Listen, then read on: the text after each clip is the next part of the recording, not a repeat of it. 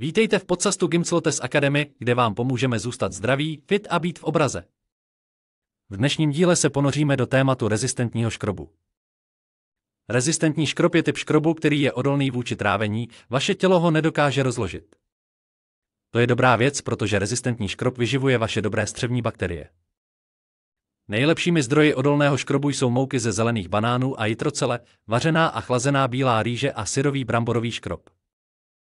Prebiotika vyživují vaše dobré střevní bakterie, stejně jako rezistentní škrob.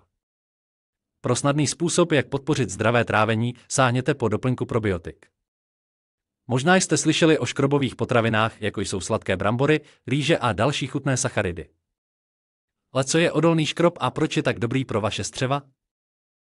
Mnoho potravin bohatých na sacharidy obsahuje škroby, což jsou v podstatě dlouhé řetězce glukózy. Škrobové potraviny sahají od vysoce rafinovaných, jako jsou tortily a těstoviny, až po celá zrna a zeleninu, jako jsou brambory, banány a mrkev. Rezistentní škrob je jiný. Není to stravitelný sacharid a dokáže radikálně změnit vaše střevní bakterie k lepšímu. Co je rezistentní škrob? Rezistentní škrob je druh škrobu, který je odolný vůči trávení, vaše tělo ho nedokáže rozložit. Tento typ škrobu je podobný dietní vláknině, protože ho nelze plně strávit.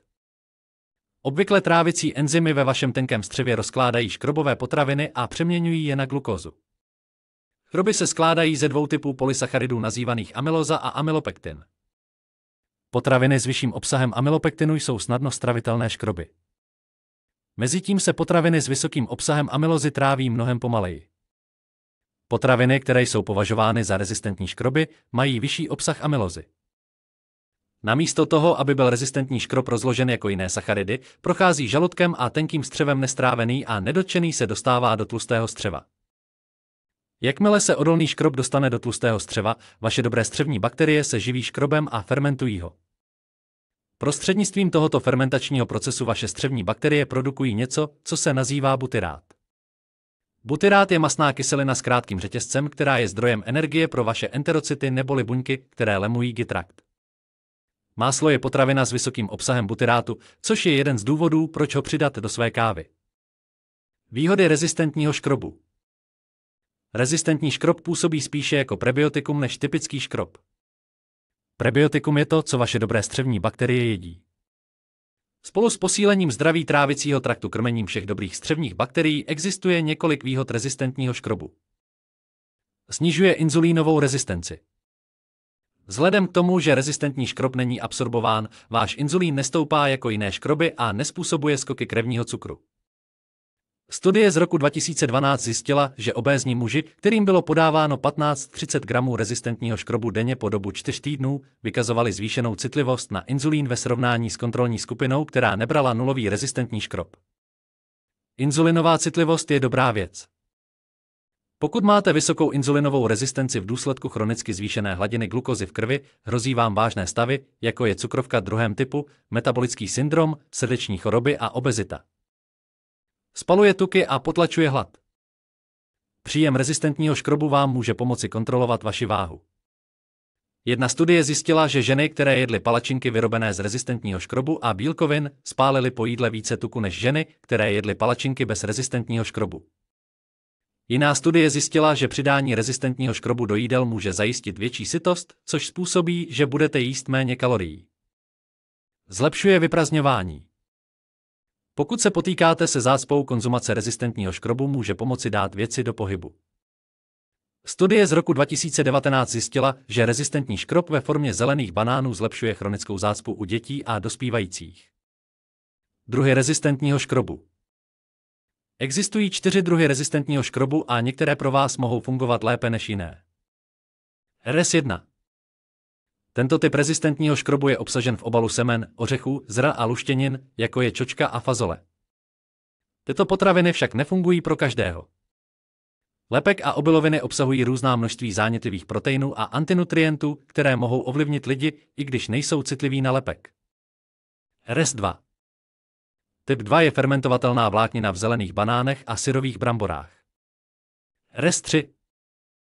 Tento typ rezistentního škrobu se vyrábí, když se některé z přirozeně se vyskytujících syrových škrobů v bílých bramborách a rýži uvaří a poté se nechají vychladnout. RS4. To je umělý rezistentní škrob nebo to, co můžete vidět na potravinářském štítku vyrobeného, zpracovaného jídla, jako je chléb nebo koláč. Na etiketě může být uvedeno polydextrin nebo modifikovaný škrob. Umělá výroba není vždy špatná věc. Jedna studie zjistila, že rozpustná vláknina zvaná rezistentní dextrin zlepšuje inzulínovou rezistenci u žen s diabetem 2. typu. Nejlepší zdroje odolného škrobu. Potraviny s vysokým obsahem rezistentního škrobu, jako jsou vařené a chlazené bílé brambory a luštěniny, nejsou ideální pro lidi s určitými dietními omezeními nebo potravinovou citlivostí. Pokud pociťujete gastrointestinální vedlejší účinky, jako je nadýmání po konzumaci luštěnin, věnujte pozornost tomu, jak se cítíte, a podle toho se zařiďte. Zde je více podrobností o různých potravinách, které můžete použít k vytvoření receptů na odolný škrob. Syrový bramborový škrob. Abyste si zachovali odolný škrob, nevařte jej, raději rozpusťte ve studené nebo vlažné vodě nebo smoothie. Vařená a chlazená bílá rýže. Rýži lze znovu ohřát, nezničí se tím odolný škrob. Zelené banány a syrové banány. Při výběru banánů vsaďte na ty nejzelenější, což jsou jen nezralé banány. Nemusí chutnat tak dobře, ale mají nejvyšší obsah odolného škrobu. Jak zavést rezistentní škrob do vaší stravy? Někteří lidé reagují dobře, když do své stravy zavedou rezistentní škrob, zatímco u jiných to prostě nefunguje. Může trvat 6 týdnů nebo déle, než si na to vaše tělo zvykne, začněte tedy v malém množství. Pokud máte příliš brzy, jedním z vedlejších účinků rezistentního škrobu je plynatost a nadýmání. A co rezistentní škrob, keto diety a sacharidy? Rezistentní škrob je keto friendly, protože obchází trávení, takže se nerozkládá jako typický sacharid, což znamená, že nezvýší hladinu cukru v krvi. Zde je několik nápadů, jak začít. Na začátku týdne si připravte várku bílé rýže.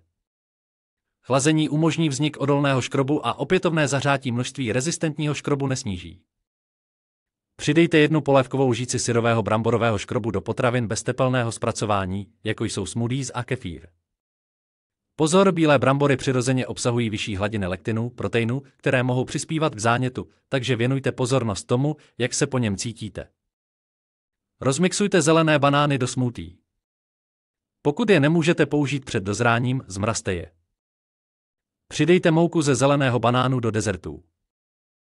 A pamatujte, že pokud na vás rezistentní škrob nefunguje, můžete také získat podobné výhody pro střeva s prebiotickým doplňkem. Kolik rezistentního škrobu byste měli jíst? Ačkoliv odhadovaný denní příjem rezistentního škrobu je asi 5 g denně, je to daleko pod optimálním množstvím. Ve skutečnosti, aby se dosáhlo jeho zdravotních výhod, je doporučené množství minimálně 6 g na jedno jídlo. Můžete jíst příliš mnoho odolného škrobu? Vzhledem k tomu, že v těle působí podobně jako vláknina, můžete zaznamenat menší plynatost a nadýmání, pokud budete jíst vyšší hladiny rezistentního škrobu. Prebiotická a probiotická podpora. Hledejte prebiotikum jako rezistentní škrob na podporu zdravého trávení a prosperujícího střevního mikrobiomu.